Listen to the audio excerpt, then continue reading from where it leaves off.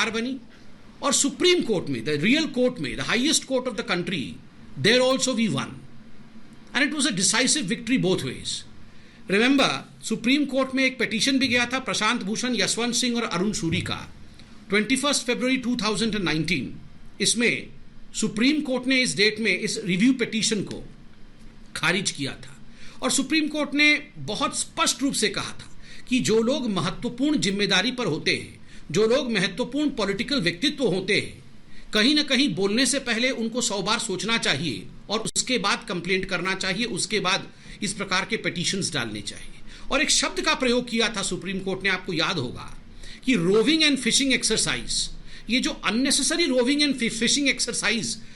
पूरे के पूरे रफाल विषय को लेकर हुआ है, ये बंद होना चाहिए. ये सुप्रीम कोर्ट ने कहा था. Can not be a roving and fishing inquiry, ये सुप्रीम कोर्ट का वर्डिक्ट था. आज फिर से राहुल गांधी फिशिंग करना चाहते हैं. Yet again Rahul Gandhi has gone into a fishing expedition as far as Rafale is concerned, but I'm sure he's not going to catch anything which is true because of the fact that he is trying to spread all kind of canards. कुछ बातें मैं यहां रखना चाहूंगा जहां राहुल गांधी ने देश को बरगलाया है ताकि आज की सच्चाई भी मालूम पड़े. नंबर 1, आप याद करिए राहुल गांधी बार बार बोल रहे थे कि जो रिलायंस कंपनी है, कहीं ना कहीं ये सरकार रिलायंस कंपनी को जबरदस्ती का डील करा रही है और उसको डसो के साथ जबरदस्ती जोड़ रही थी और डसो को कह रही थी कि आप अगर रिलायंस के साथ गठबंधन नहीं करेंगे, बिजनेस नहीं करेंगे, तो हम ये डील आपको नहीं देंगे. बाद में सुप्रीम कोर्ट में भी ये साबित हुआ कि ये ऑफसेट क्लॉज के लिए भारत सरकार डसो से बात कर रही थी और जो डील भारत सरकार की डसो से हुई थी, डसो एविएशन से, जो फ्रेंच कंपनी है, वो ऑफसेट क्लॉज को लेकर हुई थी कि आपको एक बड़ा बिजनेस जो है भारत के इंडिजिनस कंपनीज को देना पड़ेगा ताकि हिंदुस्तान के जो लोग हैं उनको आजीविका अर्थात एम्प्लॉयमेंट मिल सके और वो आगे बढ़ सके. और इसमें केवल रिलायंस नहीं, बहुत सारी ऐसी कंपनी है जिसमें जैसे कि महिंद्रा, काइनेटिक, माइनी, इन सभी कंपनीज को ऑफसेट क्लॉज मिले हैं. तो स्वाभाविक रूप से ऑफसेट को लेकर जिस प्रकार से राहुल गांधी ने भ्रम फैलाया था और उस समय के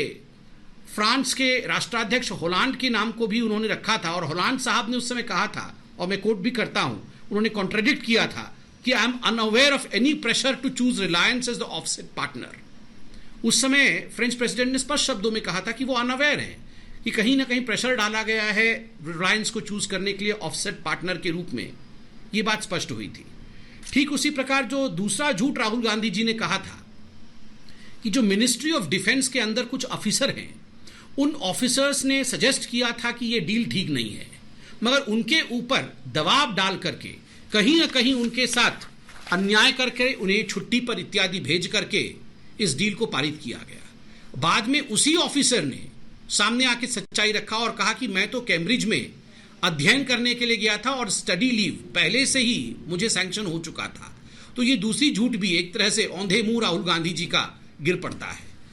जो तीसरा झूठ, और मुझे तो कहते हुए भी शर्म हो रहा है, दूसरे देशों के राष्ट्राध्यक्ष को हमारे देश की राजनीति में राहुल गांधी खींच कर लाए थे और उन्होंने कहा था कि जो फ्रांस के होलांद साहब है,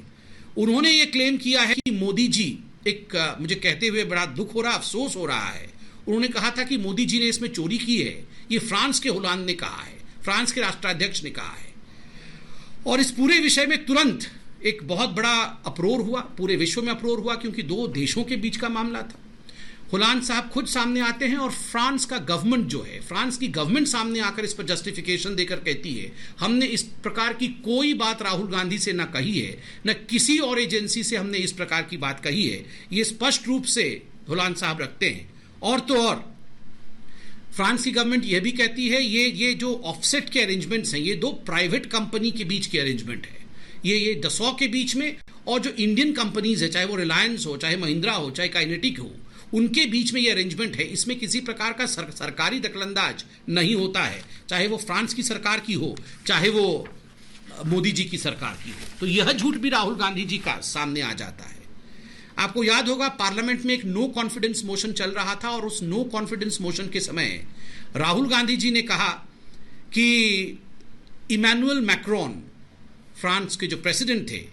उन्होंने कहीं ना कहीं राहुल गांधी जी को फोन पे बात की या किसी मीटिंग में राहुल गांधी जी से उनकी मुलाकात हुई और मैक्रोन ने कहा कि हाँ, the minutes of the minute details of the deal can be shared publicly.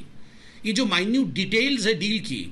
Dassault और इंडियन गवर्नमेंट के बीच में, ये पब्लिकली शेयर हो सकता है, ऐसा मैक्रोन ने राहुल गांधी जी को कहा। तुरंत उस नो कॉन्फिडेंस के खत्म होते ही आपको याद होगा किस प्रकार से फ्रेंच गवर्नमेंट ने इस पर स्पष्टीकरण दिया और कहा नहीं, किसी इस प्रकार की बात राहुल गांधी जी से नहीं हुई है। और जो कहा है उन्होंने इंटरव्यू में फ्रेंच प्रेसिडेंट मैक्रोन ने, उसके शब्द भी मेरे पास है, क्योंकि फ्रांस और इंडिया ने 2008 में सिक्योरिटी एग्रीमेंट किया था और मैक्रोन ने कहा, in India and in France when a deal is very sensitive we can not reveal all the details. खुद जिसके नाम को लेकर राहुल गांधी झूठ बोल रहे थे, वैसे मैक्रोन सामने आके राहुल गांधी के झूठ को